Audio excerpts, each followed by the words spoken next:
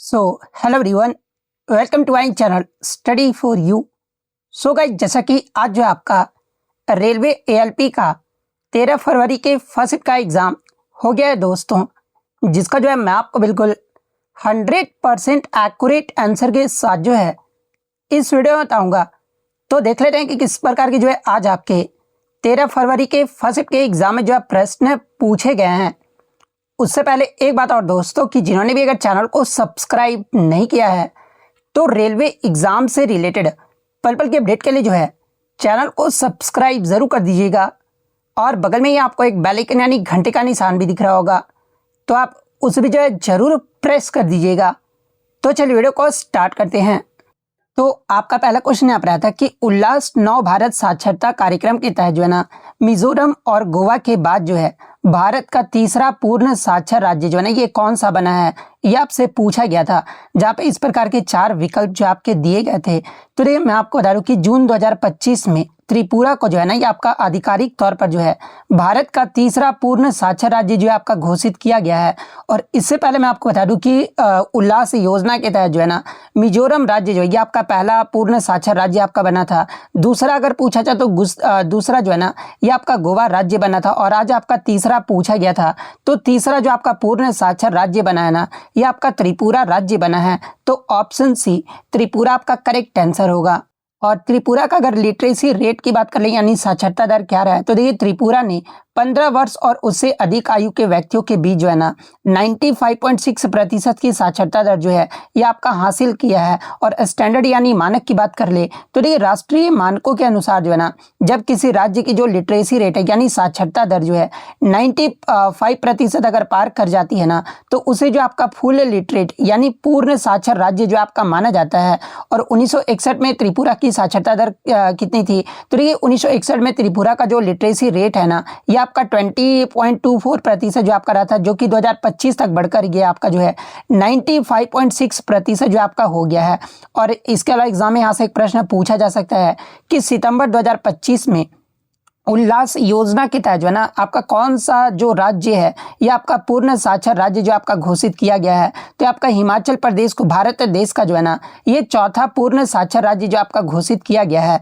तो ये फैक्ट भी आप ध्यान में रखिएगा। इसके अलावा एग्जाम में अगर उल्लास योजना का अगर फुल फॉर्म एग्जाम में अगर पूछा जाए तो देखिए उल्लास का जो आपका फुल फॉर्म होता है ना, ये आपका understanding life long learning for all in society, यानी अगर हिंदी में बात कर ले तो समाज में सभी के लिए आजीवन सीखने की समझ, ये जो आपका उल्लास का जो है आपका पूर्ण रूप होता है यानी फुल फॉर्म होता है। और इसका अगर अन्य नाम अगर आपसे पूछा जाए तो देखिए उल्लास योजना को ही जो है ना, ये आपका NILP यानी न्यू इंडिया लिटरेसी प्रोग्राम यानी नव भारत साक्षरता कार्यक्रम के नाम से भी जो है इसे आपका जाना जाता है। और इसके अगर ड्यूरेशन यानी अवधि की बात कर ले तो ये जो आपका केंद्र प्रायोजित योजना जो कि आपका 2022 से 2027 तक के लिए जो है ना, ये आपका लागू किया गया है। और किस लक्ष्य समूह को यानी टारगेट ग्रुप को जो आपका किया गया है, तो ये 15 वर्ष और उससे अधिक आयु के जो व्यक्ति है ना, जो कि औपचारिक स्कूली शिक्षा प्राप्त नहीं कर सके हैं, इसको जो आपका मतलब कि टारगेट जो आपका किया गया है। और इसके अगर उद्देश्य की बात कर ले तो ये बुनियादी साक्षरता और संख्यात्मकता यानी फाउंडेशनल लिटरेसी एंड न्यूमरेसिटी के साथ साथ जो है डिजिटल साक्षरता, वित्तीय साक्षरता और महत्वपूर्ण जीवन कौशल जो है इसका प्रदान करना, ये जो इसका उद्देश्य है। और टैगलाइन अगर आपसे पूछा जाए तो जन जन साक्षर, ये जो इसका टैगलाइन है। तो इसके अलावा अगर कार्यान्वयन की बात कर ले तो ये आपका मुख्य रूप से जो है ना स्वयं सेवा यानी आपका वॉलंटरिज्म पर जो है ये आपका आधारित है। तो ये सारे फैक्ट जो आपको ध्यान में रखना है।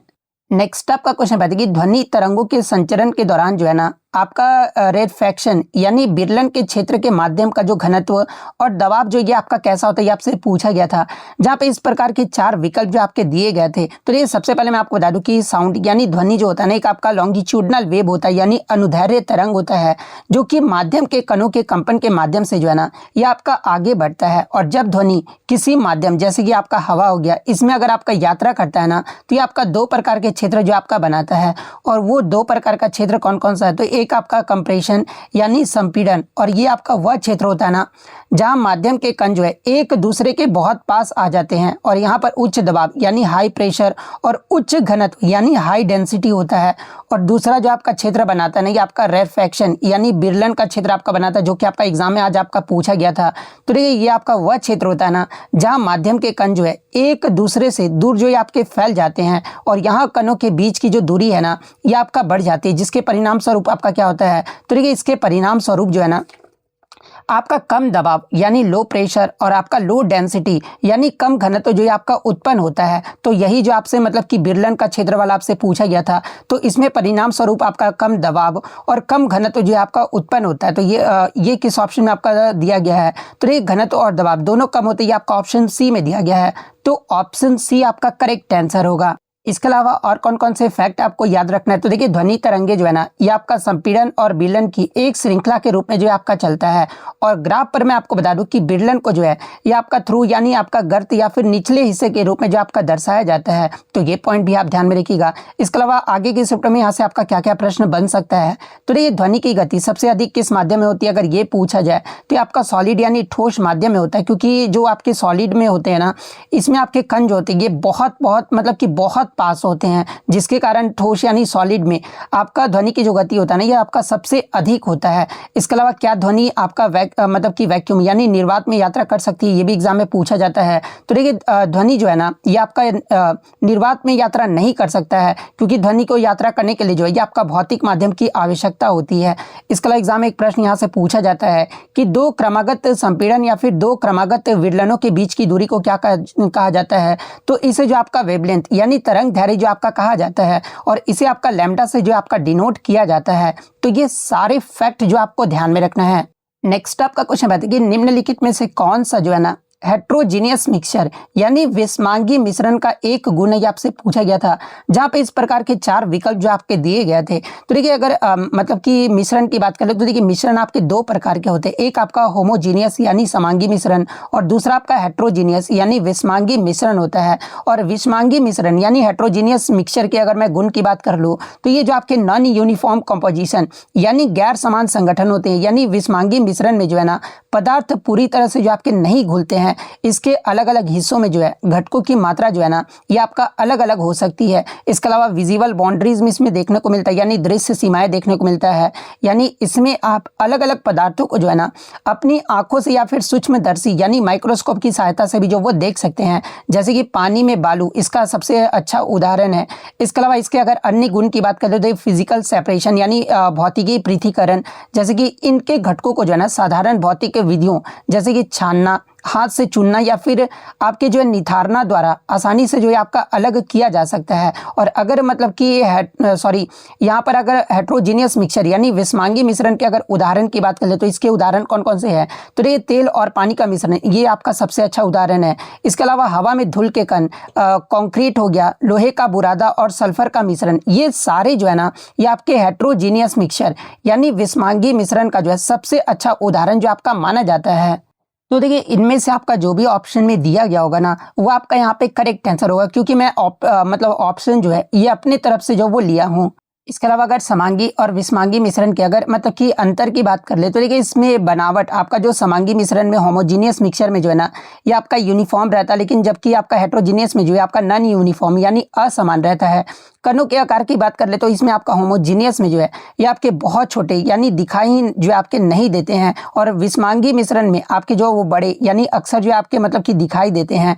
पृथक्करण की बात कर ले तो आपका आसानी से अलग नहीं होते हैं, और विषमांगी मिश्रण में आपका आसानी से अलग जो है आपका किया जा सकता है। उदाहरण में बात कर ले तो नमक प्लस पानी का जो मिश्र है यानी एलॉज जो होते हैं ये आपके होमोजीनियस मिक्सचर के उदाहरण है, और हेट्रोजीनियस मिक्सचर के उदाहरण जो है ये आपका चॉक प्लस पानी हो गया, ये जो आपके हेट्रोजीनियस मिक्सचर के आपके उदाहरण हैं। इसके अलावा और एग्जाम में क्या क्या प्रश्न पूछा जाता है, तो ये प्रश्न ये पूछा जाता है कि कोलाइड और निलंबन जो है ये आपका किस प्रकार का मिश्रण है, ये आपसे पूछा जाता है। तो देखिए मैं आपको बता दूं कि ये दोनों ही जो है ना आपके विषमांगी मिश्रण की श्रेणी में आते हैं। हालांकि कोलाइड देखने में जो है ये आपका समांगी जैसा लग सकता है, लेकिन ये जो आपका कोलाइड होता है ना ये भी आपका विषमांगी मिश्रण का ही जो है आपका श्रेणी में जो आपका रखा जाता है। इसके अलावा टिंडल प्रभाव किस मिश्रण में देखा जा सकता है, ये भी पूछा जाता है। तो ये आपका विषमांगी मिश्रण में आपका देखा जाता है, विशेषकर कोलाइड और निलंबन में, क्योंकि इनके कण जो है ना ये प्रकाश को जो आपका फैला देते हैं। तो ये सारे फैक्ट जो आपको ध्यान में रखना है। नेक्स्ट आपका क्वेश्चन आता है कि which of the following is not a displacement reaction, यानी निम्नलिखित में से कौन सा जो है ना एक आपका विस्थापन अभिक्रिया नहीं है, ये आपसे पूछा गया था, जहां पे इस प्रकार के 4 विकल्प जो आपके दिए गए थे।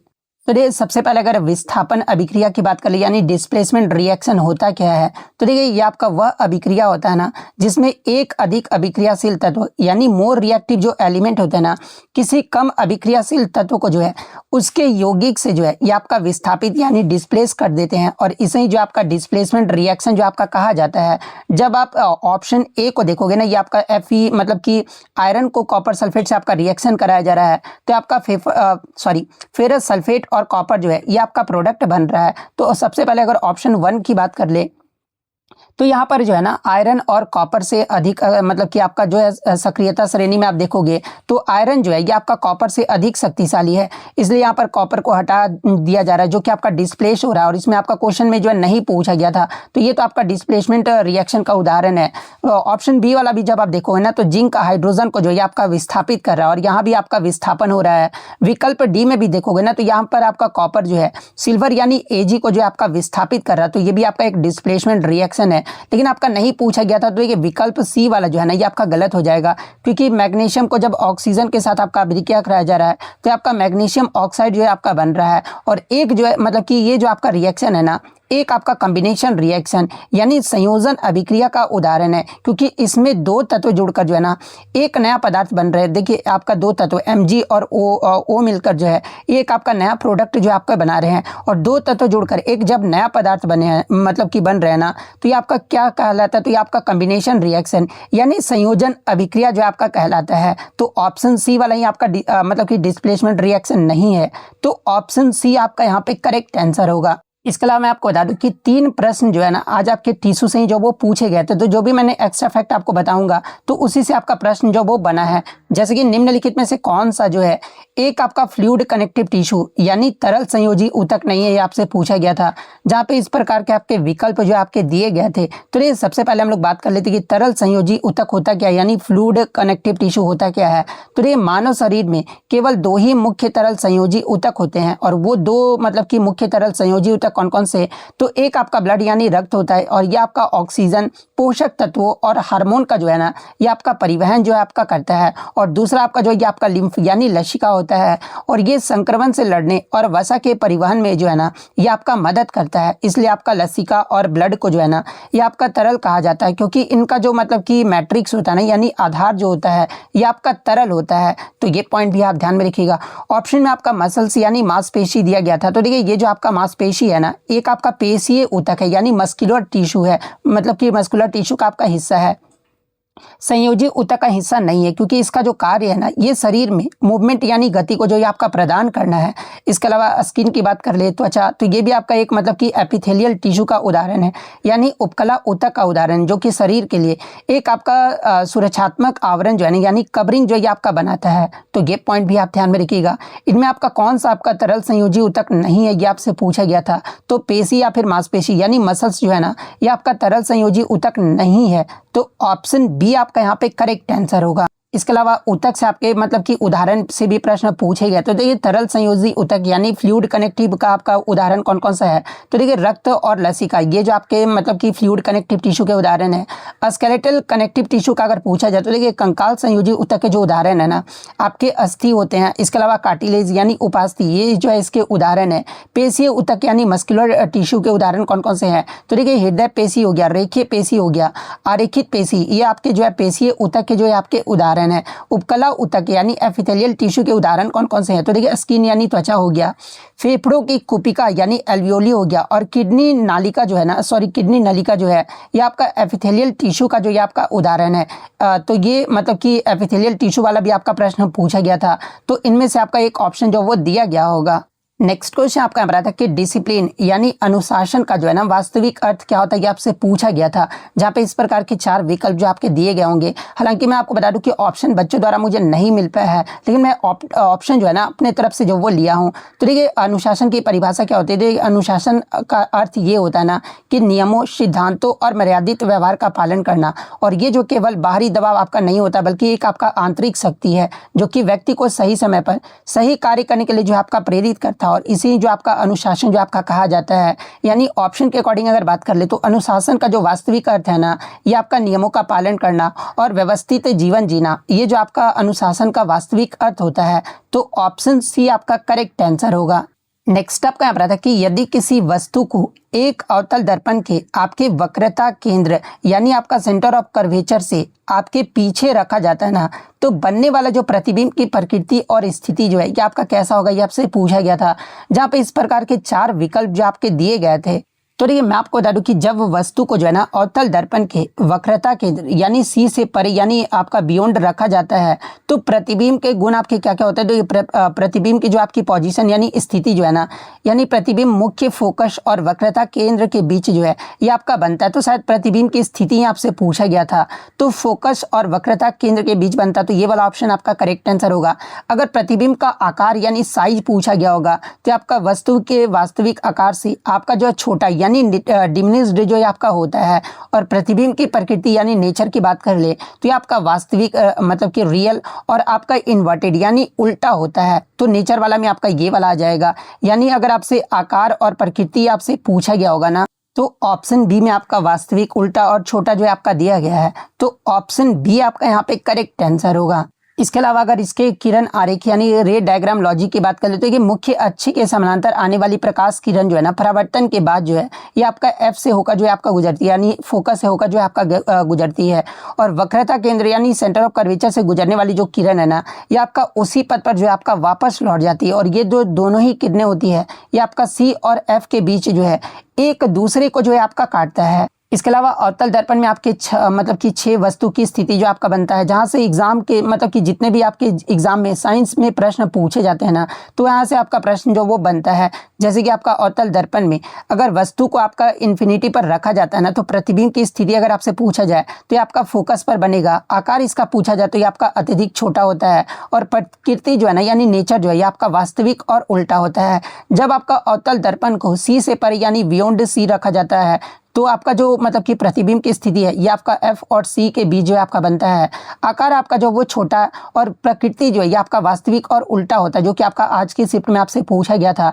जब आपके अवतल दर्पण में वस्तु का आपका सी पर यानी सी पर आपका रखा जाता है ना, तो आपका जो इमेज की स्थिति होती है ये आपका सी पर बनता है। साइज जो है ये आपका समान आकार का होता है, और नेचर जो होता है ना ये आपका वास्तविक और उल्टा होता है। इसके अलावा सी और एफ के बीच रखा जाता है तो ये आपका सी से परे बनता है। बड़ा यानी इनलार्ज्ड वास्तविक और उल्टा जो है आपका बनता है। जब आपका एफ पर रखा जाता है तो ये आपका अनंत पर इमेज जो आपका बनता है, और ये आपका अत्यधिक बड़ा और वास्तविक और उल्टा होता है। जब आपका एफ और ध्रुव के बीच अगर आपका रखा जाता है ना, तो प्रतिबिंब जो ये आपका दर्पण के पीछे बनता है और बड़ा और आभासी और सीधा बनता है। तो ये 6 आपके जो वो मतलब कि अवतल दर्पण के आपके वस्तु की स्थिति है, तो इन्हीं से आपका प्रश्न पूछा जाता है। तो ये सारे फैक्ट जो आपको ध्यान में रखना है। एक क्वेश्चन आपका यहाँ पर देखने को मिला था कि 49 और 16 के बीच का जो है ना आपका बस मध्य अनुपाती जो आपको निकालना था और बताना था कि इसका कितना आएगा।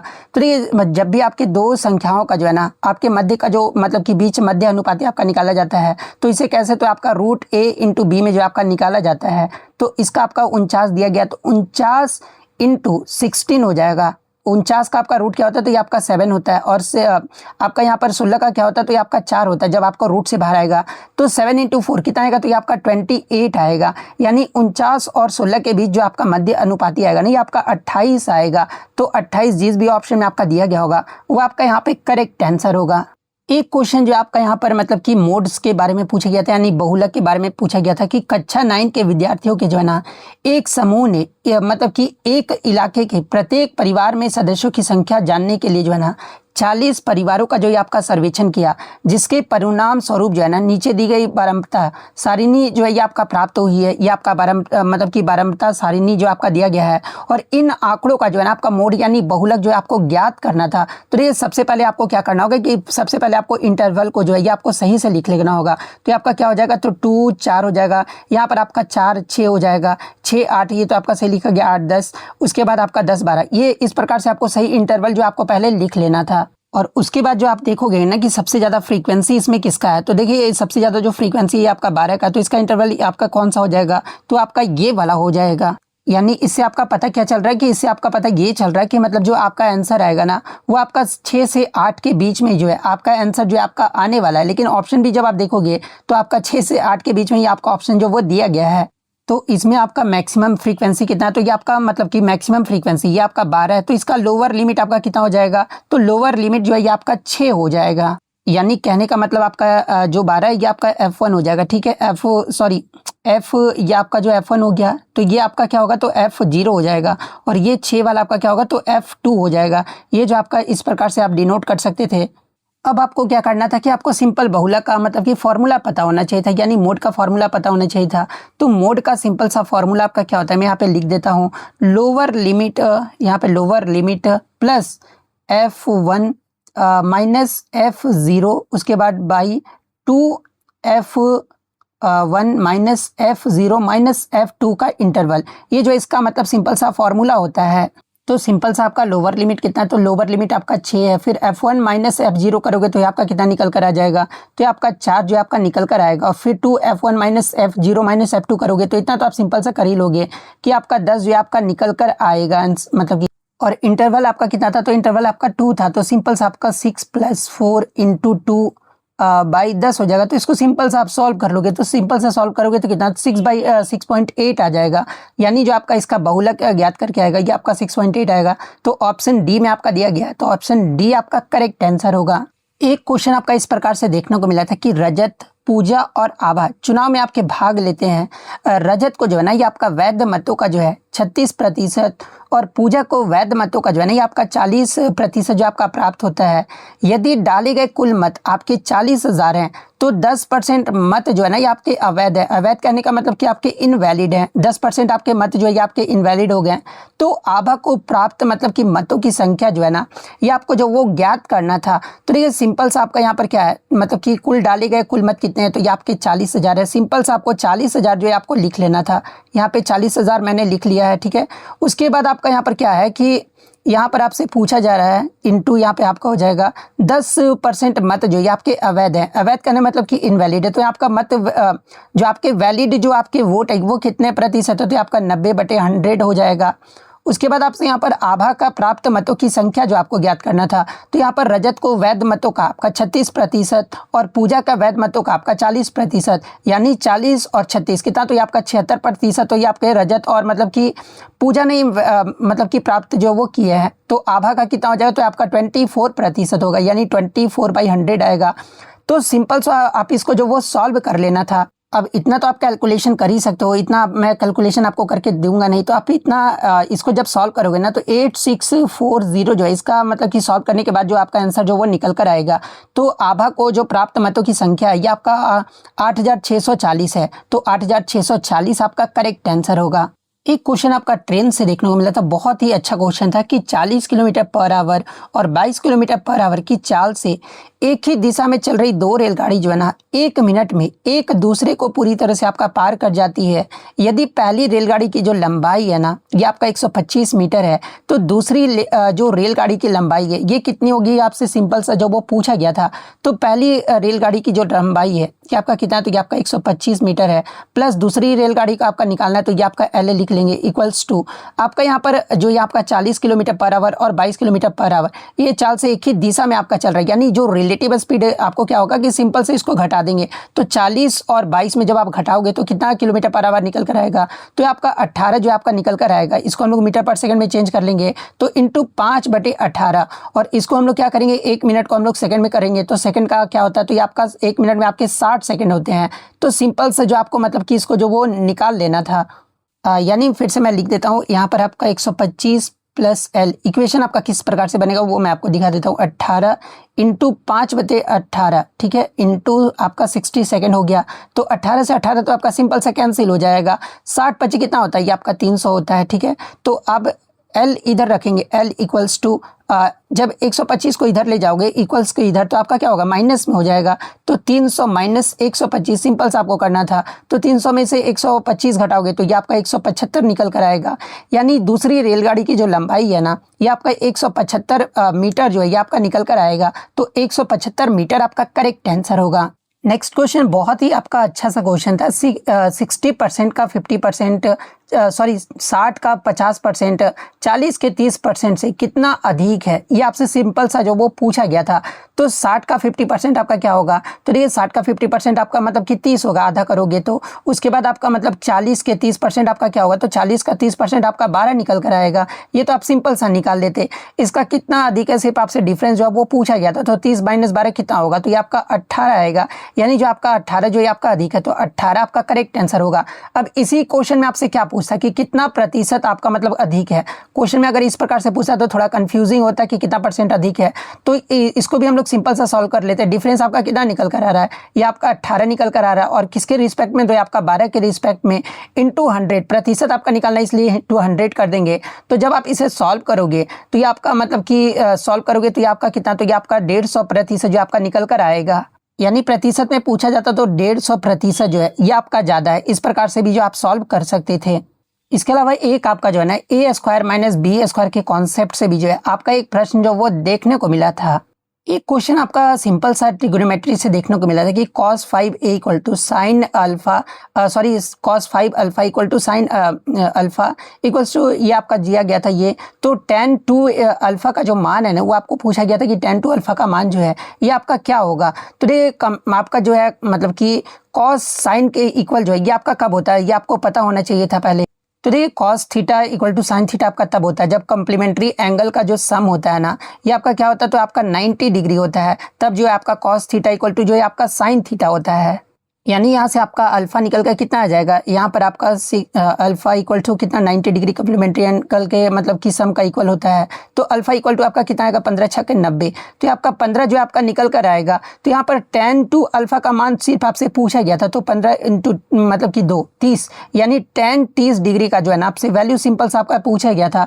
तो ये tan 30 डिग्री का वैल्यू आपका क्या होता है, तो ये आपका 1/√3 होता है। तो 1/√3 आपका जो वो करेक्ट आंसर होगा। एक क्वेश्चन आपका टाइम एंड वर्क से जो वो देखने को मिला था कि ए और बी मिलकर जो है ना किसी काम को 2 दिन में आपका पूरा करते हैं।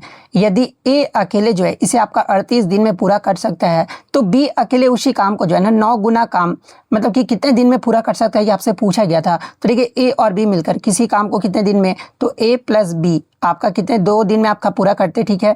यदि ए अकेले जो है उसे आपका 38 दिन में जो आपका पूरा करता है, तो ए आपका जो मतलब कि 38 दिन में पूरा करता है।